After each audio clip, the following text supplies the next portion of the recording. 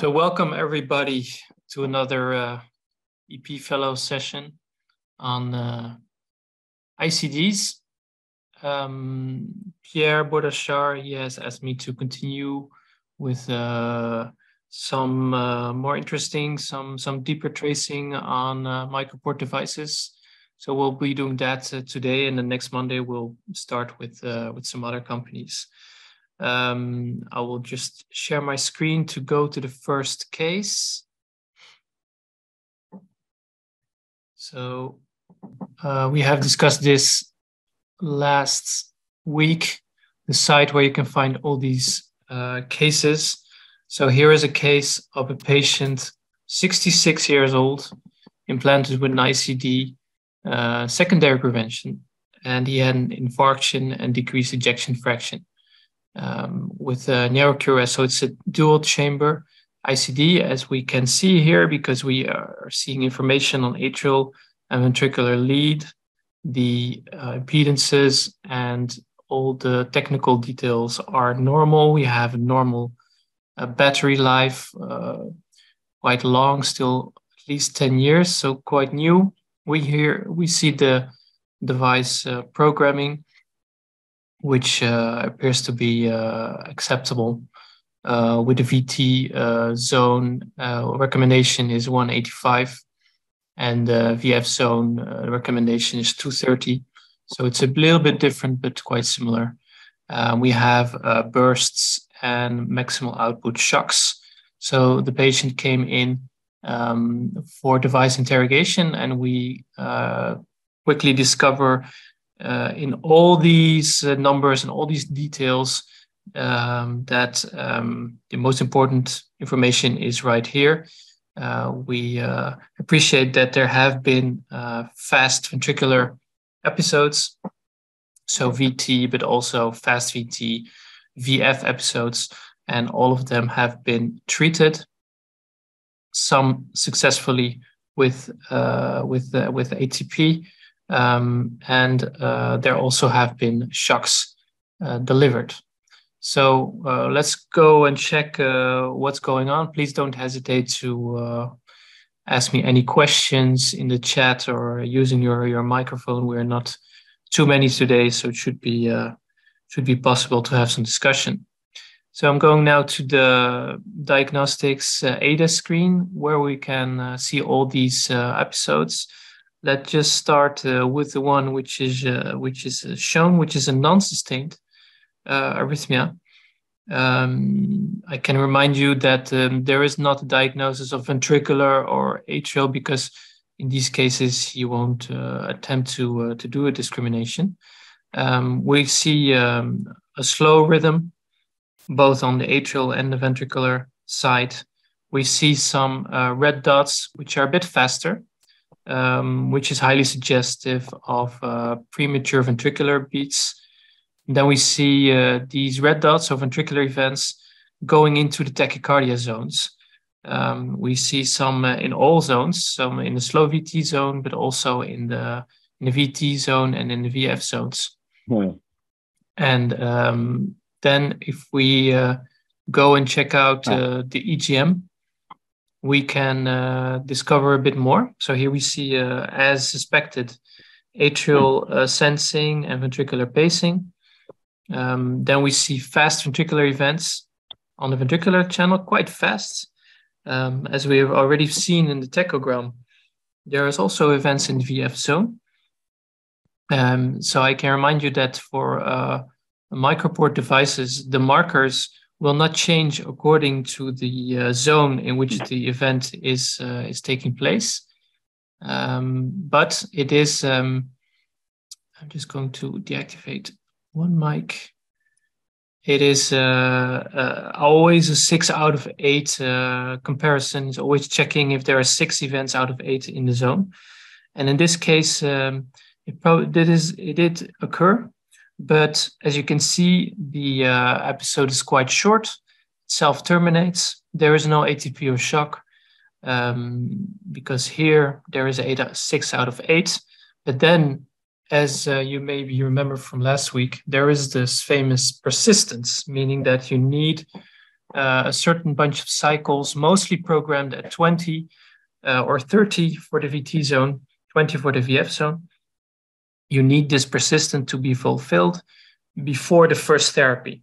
And in this case, we can count like 1, 2, 3, 4, 5, 6. So here the persistence will start, and the persistence is not filled, and it will stop before the end of the persistence. So there is no therapy. The episode is registered into the memory of the device as a non-sustained episode, but there has been no treatment. But of course, this type of arrhythmia is very fast. It's a bit irregular. Also, the morphology changes a little bit. Of course, does make it suspicious for events to occur in the near future. And we know from ICD studies that if you have non-sustained ventricular arrhythmia, you have between 5 to 8 times more risk of developing sustained ventricular arrhythmia in the near future. So that's what happened in this patient. Let's check out another episode. So this is an episode which is labeled VT with an HCP. So again, we see the tachogram with some slow atrial and ventricular cycles, some extrasystole going on the ventricular channel, which we of course often see in patients who develop ventricular tachycardia. Then ventricular extrasystole and also acceleration into the VT zone with some cycles also in the VF zone. Let's check it out more on the EGM. So it's exactly what we saw on the tachogram. So we see some ventricular ectopy. We see an onset of ventricular tachyarrhythmia, which is actually quite stable. So first of all, we reach 6 out of 8 in the VT zone. I remind you that for the VT diagnosis, the first 2 cycles are not taken into account, and the LC or the CL marker means that there have not been any long cycles. This is already a type of AF discrimination. So it means that here there is the diagnosis of VT. Of course, there's not yet the treatment of the VT, but because here you still need the persistence to be fulfilled. Then 2 cycles after, we see that there is another marker. The marker has changed from VT to VF. That's just because now we have 6 out of 8 in the VF zone. The arrhythmia is quite stable, but still we have some cycles in the VF zone, as we've seen on the tachogram. So that's why it just changes the diagnosis a couple of times, and then quickly after it changes back to VT. So we can see that because it's number 3 here. So these numbers means that that's the number of the analysis. And we can see that if we go to the zoom, that these markers, that's also on the side. I'd like to explain a little bit what's going on. If you can hover over those boxes, and it gives you some explanations. And here we can see that at the end of the persistence, there is a treatment at this time, 20 cycles, and a burst will be delivered. So this is the first pacing cycle, and this is the second, and then there's the third. And we can check and see what's going on. Here we have the VT is quite stable, and an ATP is delivered, and the first ATP is actually successful. We see that afterwards there is ventricular pacing. There are no more ventricular events, and we see ventricular pacing going on afterwards. So then there's another episode. We can see that there's an EGM with slow ventricular events. We can then see again some straddling on the VF episode, and at the end we can see another ATP. Let's see if we can zoom a bit.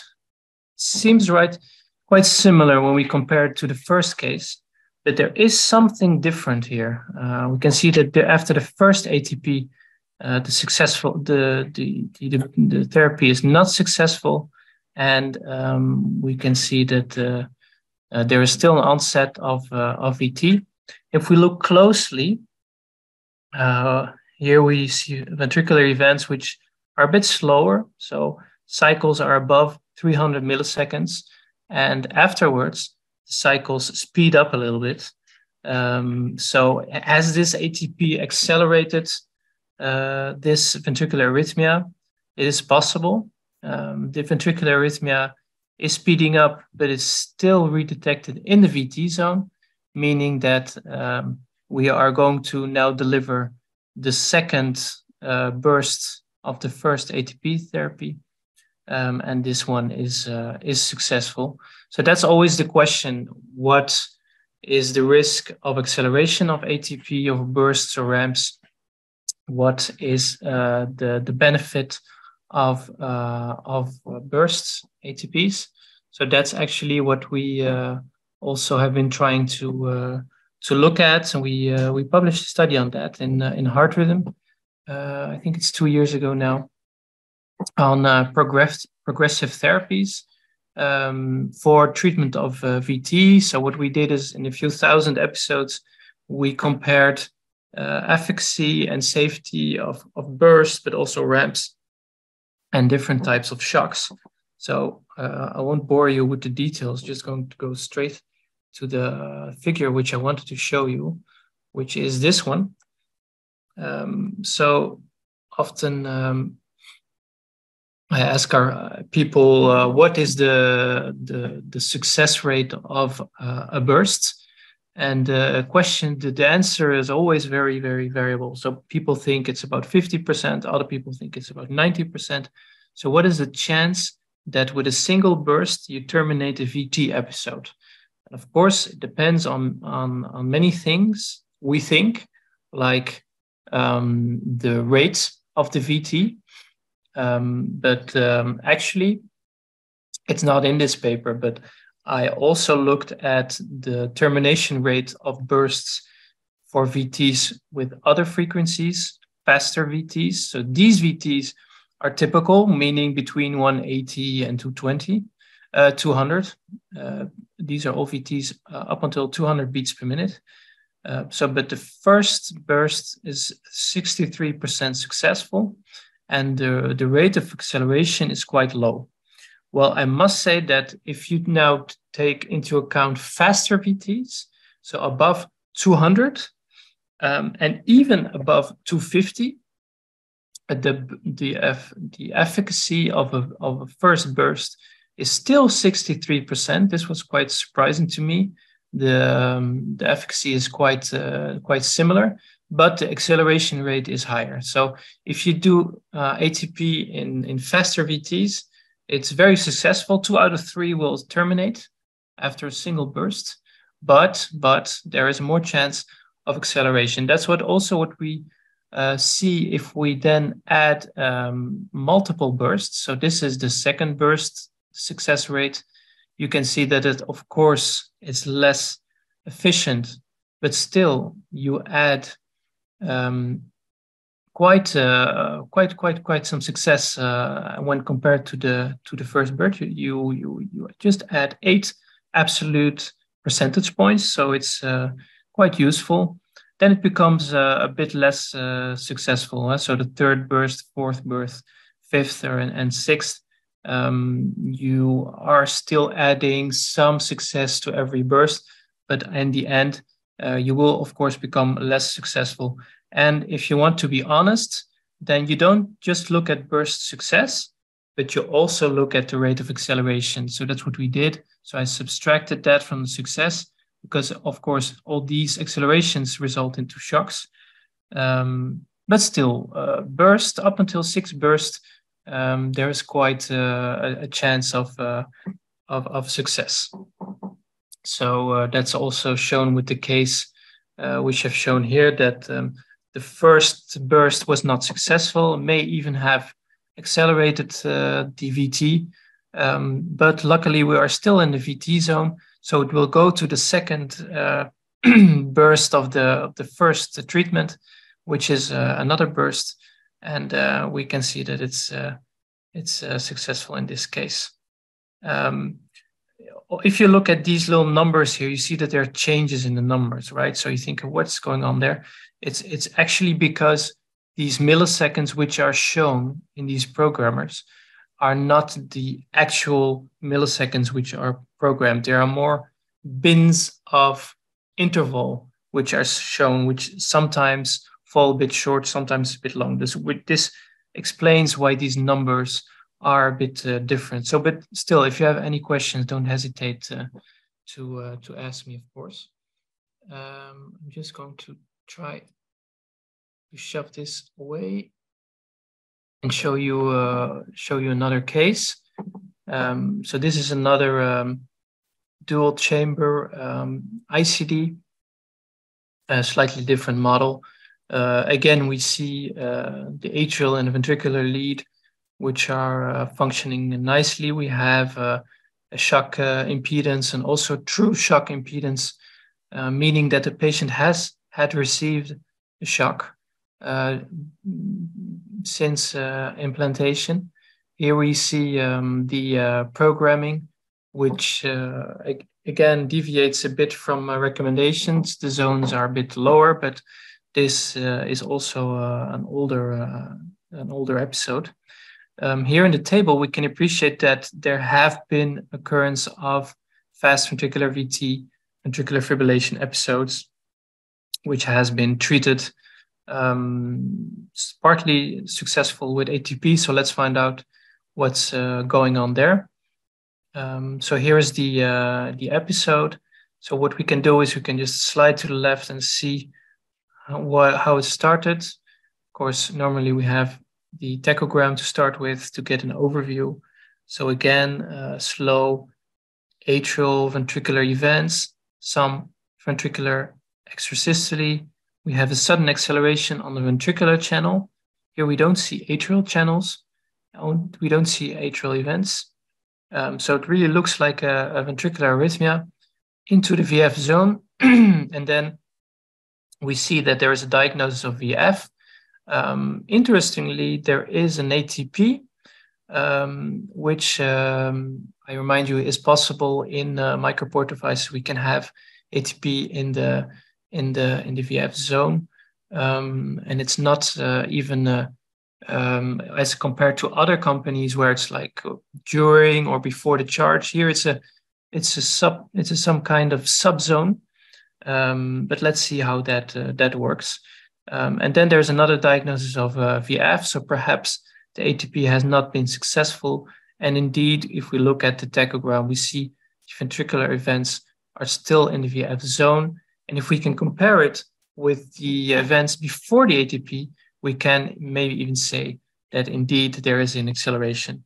And so here there is probably the charge, and then there is the shock with return to sinus rhythm. So that's one of those examples. Let's see if it's true that the ATP accelerated the arrhythmia. So intrinsic atrial events with conduction to the ventricle. So this is normal. Then a sudden onset of a very fast ventricular arrhythmia, which after 6 cycles in the VF zone is diagnosed. And at that moment, the persistence counter will come into action. So here we have counting of the persistence. All these cycles are sensed. All these cycles are fast and in the VF zone. So it's quite easy for the device to come to the end of the persistence. And at that time, there will be the first treatment. Of course, in the VF zone, like I said last week, if you have programmed also a fast VT zone, and if the VF is between these ranges, so in this case, between 190 and 240, and if the cycles are stable, because here, as is recommended, rate and stability are programmed, then we can do this extra therapy. So in this case, it's a single burst. I must say that in 95% of cases, I see a single burst programmed. But it's really possible to go further to have multiple bursts. It's not recommended for these very fast VTs to have many bursts, but I think one or two, or even two, I think would be nice to just give slightly more chance to avoid an useless shock, unnecessary shock. So here we have an ATP. The ATP, as we can see, is quite fast, really close to the limit of an ATP. It looks like it's going to capture the VT cycle, the VT, the heart, and going to invade into to the VT. But at the end, we can see that the VT has not terminated. And we can also appreciate that suddenly the VT does look a bit different. It is become a little bit more unstable, and it became a bit more fast also. Luckily, these cycles are all well sensed. The diagnosis of 6 events in the VF zone are made, so that we have a new diagnosis of VF. And then there is the second therapy, which is the charge. So the charge for the shock. So here we see the charge going on. It's these blue C's on the bottom, quite easy to see. And then at the end of the charge, which is here, the persistence still needs to be fulfilled. The cycle still needs to be in the VF zone. And then it will shock on the next R wave with the programmed output, which is maximal output in this case. So yeah, ATP is very interesting. How can we improve ATP efficacy without having accelerations? That's of course something what all manufacturers are still working on.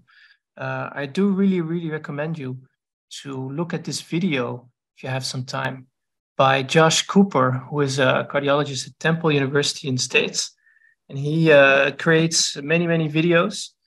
He also created, he's using a PowerPoint for all his videos. So he's like the PowerPoint master of cardiology. I always thought that I was that guy, but actually he is a lot better, right? Josh Cooper. And he makes many cool videos. And of course, I'm not going to look at this 30-minute video with you because we don't have time for that, but just a small extract. So here we have the ICD lead placed in the heart. Here we have the VT going on, which is a macro reentry circuit with, of course, the depolarized tissue, the rotation of the reentry circuit. And then here's the interesting part of the VT circuit. This is what we call the excitable gap. So this is tissue which is ready to be depolarized. And of course, during VT, it's going to be the tachycardia cycle, which is going to depolarize it over and over again. And ATP is made to try to invade this excitable gap to make it refractory, so that the VT cycle will stop at this time point. So let's see how it works. Of course, the lead detects the VT. So these are all the waves coming to the lead. The ICD has picked up the diagnosis, is going to treat with an ATP. So what it's going to do is pace the heart a bit faster than the cycle length of the VT. And then what we're trying to do is to invade the excitable gap. So the pacing lead will start pacing, but at the same time, the VT is also firing away VT cycles towards the lead. So at the beginning, even though the pacing lead is trying to go into the green area, it's failing. And that's why we need multiple pacing stimuli. And that's why we program 8 most of the times.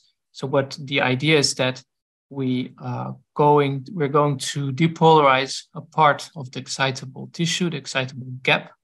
And one way we will meet the wavefront induced by the VT reentry, and at the other the other way, of course, we can also go into the VT circuit. And this is, of course, the danger, is that we either find another VT circuit which is maybe even faster, and therefore we can accelerate. What we also can do is just entrain the VT, so we can, by the lead, reinduce the same VT, so we don't stop it. And what we hope to do is to stop it, to make the excitable gap largely refractory, and therefore that the VT will terminate. So I really like this video, the one of many he did. And also more later in the video, he talks about new therapies for ATP, meaning that measurements which are done by the lead can be used to deliver smarter IATPs. This is what Medtronic is already doing with IATP, but unfortunately we have only a very limited clinical experience with these therapies, but that's something which we look forward to seeing in the near future. So yeah, Josh Cooper on YouTube, many videos, very interesting. So I would like to show you another tracing. Please don't hesitate to ask any questions. I don't see anything in the chat at the moment. So I'd like to show, if we're just talking about ATP, we can continue and also discuss these kinds of tracings. 56-year-old ischemic patient, low ejection fraction, heart failure. So he has a CRT device. This is the programming with bursts and ramps, something which we see often here locally. Here we have sudden onset of ventricular tachycardia, more ventricular events than atrial events, so it really looks like VT. There is an ATP, of course, after diagnosis and persistence. The right side of the graph is the continuation of the left side of the graph. And at the end of the ATP, we see that these ventricular cycles are still quite fast, but have been largely disturbed. They're not more very stable anymore. And then quickly after, it stops. So let's see it a little bit further. Here we see it. We see the fast ventricular arrhythmia, stabilizing, diagnosis, persistence, the first burst. There is after these ventricular cycles. And often it's the question, is this termination by the ATP or not? And I think if I ask you this question, that some people will say, yeah, there is an ATP, and we see that it stops after. We see a sinus rhythm after that.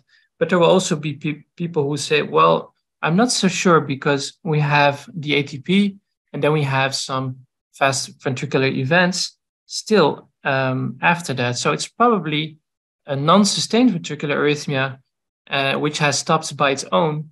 And the fact that we have seen ATP during the end of this VT is just coincidence. Well, I don't really have the answer for you today. This, of course, remains a discussion. However, if you would ask me, I would like to see it as that the ATP maybe did not directly terminate the VT, but it does seem to destabilize the reentry, and because we have really irregular ventricular events, it doesn't look like the VT like it was before the ATP. So always discussion. I cannot prove it, but sometimes you see that at the end of the ATP, ventricular events are still fast, but have other cycle lengths, have other morphology. It really looks like the ATP did do something and destabilize the VT and then terminate it. Of course, there are no good definitions on success, meaning, okay, can we accept 3 or 5 ventricular events? Here we have a bunch of ventricular events, like 6. So we can discuss whether ATP was successful or not. So this is also sometimes difficult for doing studies, for saying whether ATP is successful or not. In this case, it's really open for discussion. I don't have the final answer on that. So another good example going on the discussion for ATP is this case. Here we clearly see typical, let's say, Bordeaux programming with bursts and then ramps. But if we look at the tachogram I've shown here, we can see that there is an onset of ventricular arrhythmia into the VT zone, which is the middle of the two pink zones, let's say. We see here this little marker SVT. This means that in the beginning, the arrhythmia was diagnosed as supraventricular. Shortly after, has been diagnosed as ventricular. This has to do with the instability criteria. We see that the first events, even though they are in the VT zone, they are quite unstable. So it will diagnose an SVT. And then as it becomes stable, there's a new diagnosis of VT. So this is what we often see, that the VT needs some time to stabilize. So diagnosis can change in MicroPort devices. Then it stabilizes and the persistence counter is filled. We have the first ATP. If you look closely, you see that there is a crescendo, that this ATP is accelerating. So it's actually not a burst. This is a ramp. The ramp which is not successful, the ramp thereafter is not successful either. It is the third ramp, which is really fast. We also see that the ventricular rate is increasing. So it's really at the edge of programming a ramp which becomes a burst, let's say, during the ATP, which has been successful. So how is this possible? How can a patient which has been programmed bursts and ramp show ramp therapies during a VT without any bursts? Well, this is something which is also possible in some other manufacturers, like in Biotronic devices. It's just because of the ATP auto switch algorithm, which is shown here. This means that if there is an ATP which is successful, the next time it will switch the ATP sequence to favor the one which has been successful before. So of course, this means that the patient did have bursts and then ramps for another episode, that the bursts were not successful, but one of the ramps was successful. So then the next time it will switch and do first the ATP2 session and then the ATP1 session. This is the reason why we have this ramp going on. So this is one of those approaches to try to improve efficacy of ATP. I'm not saying that in this case, for this patient, the ramps are always better. We cannot conclude that because, of course, the first two ramps were not successful. And by the way, may have accelerated the rhythm. And the last ramp is not even a true ramp. It's just a very aggressive bursts. So I'm not saying that in this case it's the solution for all of his problems. I'm just saying that this is an algorithm which is available in some companies, and it's designed to try to improve ATP efficacy. And in the future, I am sure that we will see more and more of these algorithms, some of them being more smart than others. So I look forward also to seeing that. quite important in the context of subcutaneous ICDs, which are being increasingly implanted and having not a possibility to deliver ATPs. There are some studies sponsored by those manufacturers that showing that ATPs are overestimated and actually not so useful. But on the other hand, they are also developing solutions. So delivering ATP possibilities for these subcutaneous ICDs. So this needs, of course, a co-implant of a type of wireless pacemaker which communicates with the subcutaneous ICD. So also in these patients in the future, we will see ATPs. So ATPs are still very, very relevant, of course. So then I would like to switch and go to the last chapter. If Zoom allows me to click on a button. Okay. No questions for the moment. Any people who don't agree with anything I'm saying, because also possible. So I didn't show any problematic tracings yet, but of course they exist. One of the major challenges of ICDs today is, of course, oversensing. Mostly oversensing because of lead issues, lead insulation or conductor failure, but also other types of oversensing. I must say that in MicroPort devices, oversensing of physiological signals is becoming more and more rare, but it's very important to recognize this, to train your eye to see it and to think of solutions to fix it. So this is a patient who has an ARVC, ARVD, and truly asymptomatic, and he had a device checkup which reveals an episode of non-sustained tachycardia. As you can appreciate, these screens are no longer pinkish, but more greenish, meaning that these are what older episodes, because these types of oversensing are becoming really, really rare. Well, one thing which you should notice is that many types of oversensing of physiological signals are associated with patterns on the tachogram. This is why tachograms are really, really useful, because they allow us to quickly evaluate certain patterns.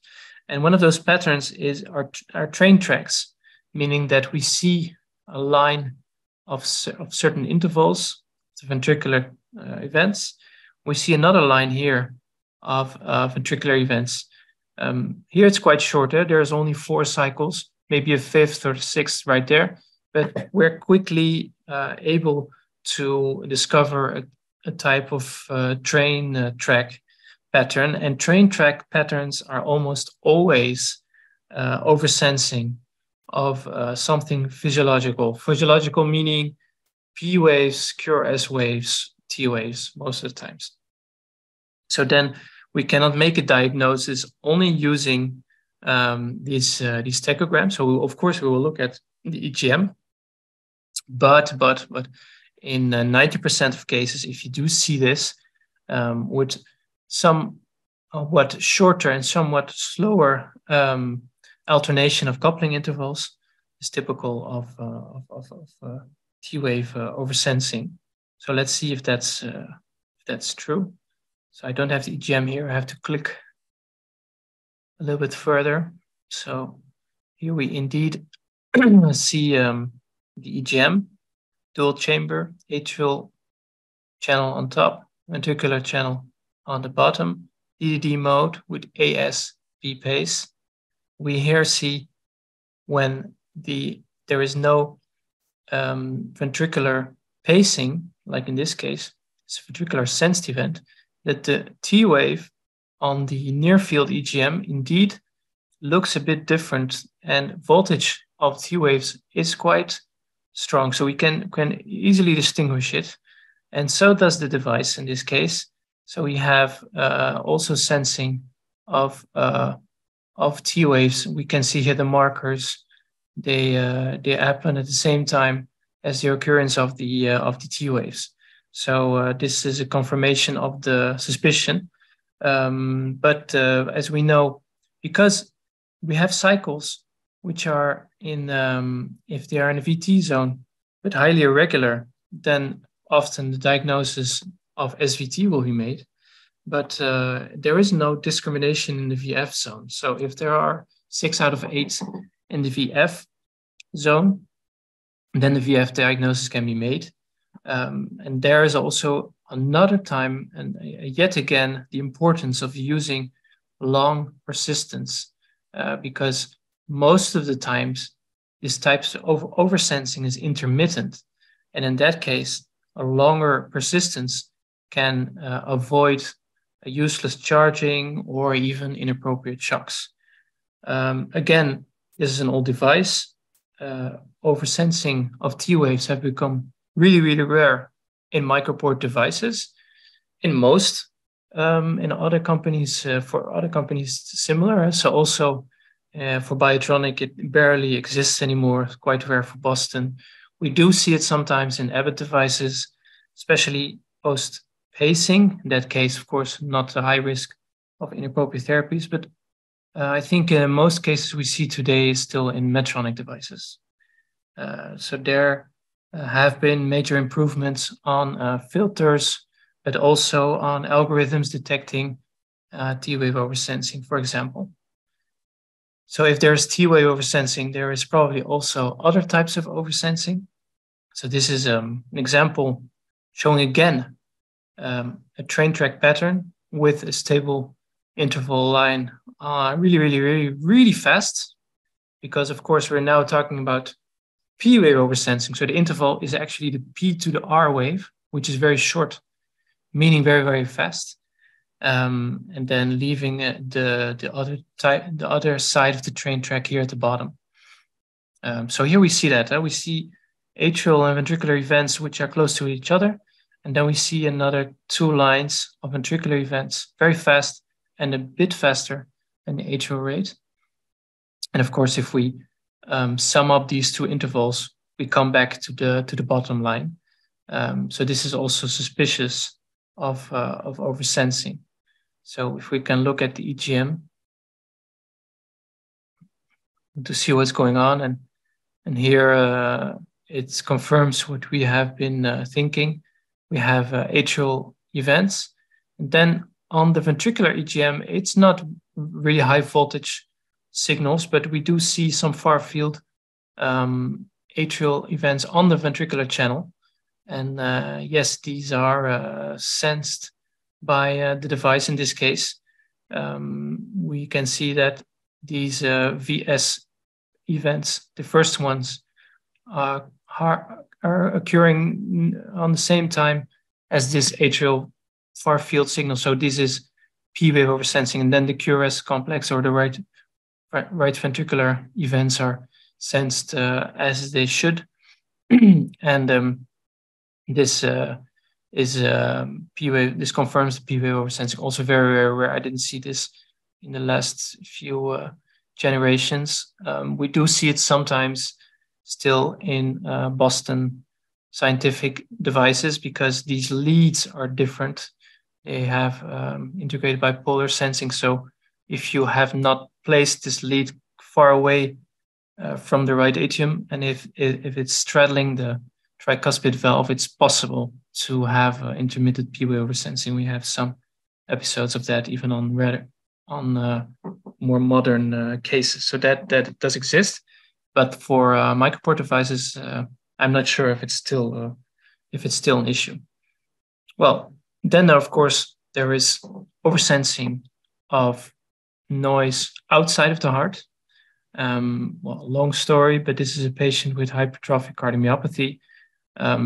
The right ventricular lead was really placed at the apex. We do that sometimes because used to be a treatment for these types of patients to alleviate the obstruction in the left ventricle. The idea was to induce asynchrony. So you want to place the lead not on the septum, but more at the apex or even the free wall. Here we see the EGM. What we can appreciate is that there is an intrinsic, probably sinus rhythm going on. We already see some, well, low voltage events, noise, which is intermittent on the ventricular bipole. We see that the device oversenses these events with intervals are really on the blanking period, meaning that the intervals are really fast up until 125 milliseconds. It's intermittent because these artifacts are quite low voltage, so sometimes they can be sensed, sometimes they cannot be sensed. In this case, of course, remote medicine is really important. When you get this type of episode, we are really quick to evaluate that these are not true ventricular arrhythmia. But the problem is that we do want to know why the patient at this time develops this type of oversensing. So we need to call the patient, preferably the same day or the next day or the day after, to ask the patient, okay, what were you doing last night at 6 p.m.? Because at that moment we have registered something weird going on. It's not ventricular arrhythmia, but so the patient told us that he was in the car, that there was something dropped on the floor, so he had to bend over really deeply, took a deep breath, and tried to fetch the item which was lodged beneath the chair. Well, this story in combination of this EGM is highly suspective of diaphragmatic oversensing, because in addition, the RV was also placed apically. That can explain why a patient has this intermittent, maybe breathing-related oversensing, which does rarely result into inappropriate therapies, because the charge, even if we see a charge here, is often stopped at the correct moment. But you can see that diagnosis is being made a lot, because every time you have 6 fast cycles, and then you can have a charging of the capacitors, and like in this case, you can have shocks, inappropriate shocks on those type of oversensing. So this is of course problematic. It's difficult to accept this type of problems. Easier problems is of course when you have intermittent oversensing of extracardiac signals, which are really created outside of the body. Like this gives you a really saturated EGM with larger amplitude, faster and more organized events than what we have seen before. You often also see it on the other channel, like the atrial channel and the left ventricular channel. Here we see something funny going on, because we have oversensing of very, very fast ventricular events close to the blanking period, and then suddenly it stops. And this is because in MicroPort devices, there is a noise detection algorithm, meaning that if you have 15 cycles, which are consecutively beneath 190 milliseconds, then at the end, there will be a repetitive extension of refractory periods, which means that it won't sense these very fast events. And this will make sure that the patient will not have inappropriate therapies for very, very fast oversensing of which is mostly 50 in Europe and 60 hertz in the States electrical oversensing. So this means that those patients are often then in contact with a poorly isolated material, like in the kitchen or in the basement, working with wet products or with old devices in the kitchen. This is the typical story we have when we call those patients. So again, remote medicine, very important, because the chance of inappropriate therapy is very low. Patient will be asymptomatic, but it's important to identify the cause to be able to prevent inappropriate therapy in the future. So this is an example of 50 hertz oversensing. Then another type of external noise, which we often see, of course, mostly when patients are hospitalized, is more violent, more high amplitude, more chaotic on the atrial and on the ventricular channel. So this is, again, external noise oversensing. And when we call the patient and when we see the patient is hospitalized, we check if there has not been surgery going on at the same time. This is typical for electrocautery manipulation. So patient has the surgery during this time. Again, something important to check with remote medicine. Of course, check if the leads are functioning properly, but this is highly suspicious of external lead noise. And then the last example, no, that's not the last example. This is the last example, is of course the true problem is when there is a lead failure. So here in this case, we have an impedance alert on the right ventricular sense bipolar, and it is a low impedance, meaning that there is probably an isolation breach. And let's see what we have if we look at the episodes, because here, this is the true red flag. If you have detected fast ventricular events without treatments, this is of course highly suspicious of lead dysfunction. Very chaotic, very fast ventricular events, many diagnoses, because we switch from all types of diagnosis because it's so irregular and so fast, and then it stops again. If we then look at the EGM, we can see that the quality of the artifacts are really different from everything we've seen before. So it's not like this fine, very fast and organized noise as we saw during diaphragm oversensing. It's not high voltage, very fast and intermittent as we've seen with 50 hertz. It's also not very fast and sustained on both channels with clipping all the time, as we've seen during electrocautery. This is more chaotic. It's more sporadic. We see the true signal going through the noise. We see some clipping, some cutting of the artifacts. There is really no organization in the artifacts. This is an example of already advanced lead failure. So this is something which should be picked up with remote medicine quickly. Patient should be informed of danger of lead failure, should be informed to go to the hospital to deactivate therapies. He should not drive, of course, in his own car. And probably a lead change should be programmed, or addition of right ventricular lead. So this is, of course, also happening today.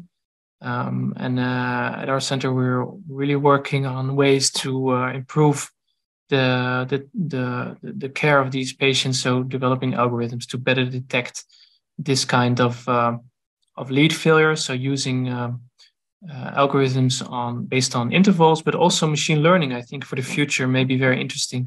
You can imagine that if these types of tracings are sent to the remote monitoring platform, that a robot can pick these up as noise and should identify the center with a higher alert for suspicion of lead noise. So this is the last example I wanted to show you. So today, talk some more about MicroPort ICDs with try to also broaden discussion a little bit about ATP, and also showed you some examples of oversensing issues which we've seen more in the past.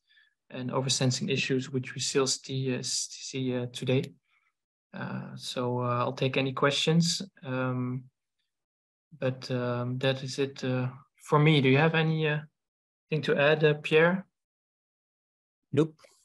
No questions. Nothing to add. Okay. Well, thank you everybody for your attention, and we'll see you next week. Just want to say that the videos which Pierre has made on pacing are online. So if you want to watch some more of that, if you missed some of those, we have those on Lyric Education website, and soon we will also have the ICD videos, of course. We'll just put in the link in the Zoom for those of you, and then we will see you next week.